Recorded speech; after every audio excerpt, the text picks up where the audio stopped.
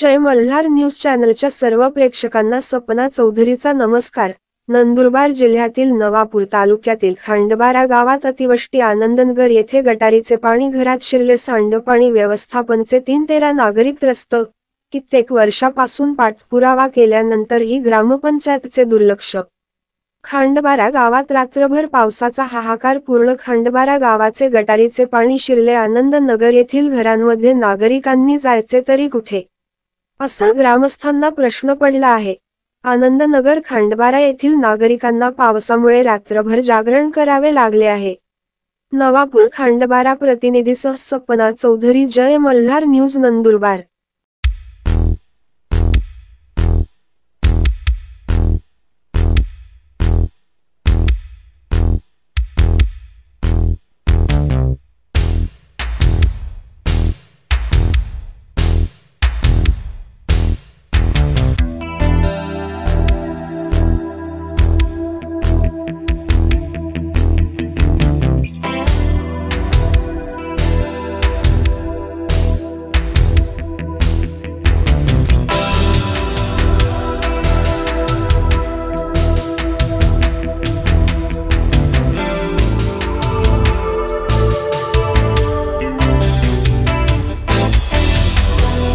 काय प्रॉब्लेम?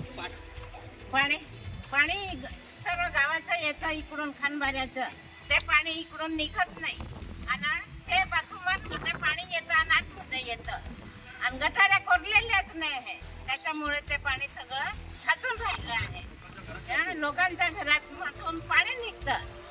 त्यांनी लक्ष द्यायला पाहिजे, लक्ष देत नाही।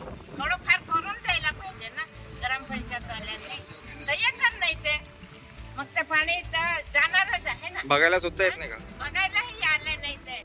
तो ऐसा कैसे चलेगा? हम तो पानी में भीग रहे ना, घर में हमारे पूरा पानी भरेगा है। ते 4 जागे आम्ही घरात पाणी उभं राहिलं सुद्धा जागा नाही आम्हाला। 1 मिनिट किचन पासून तर सगळं पाणी घरांमध्ये आणि आम्ही म्हातारे वयस्कर ज्येष्ठ नागरिक आहे, आम्ही कुठं जायचं?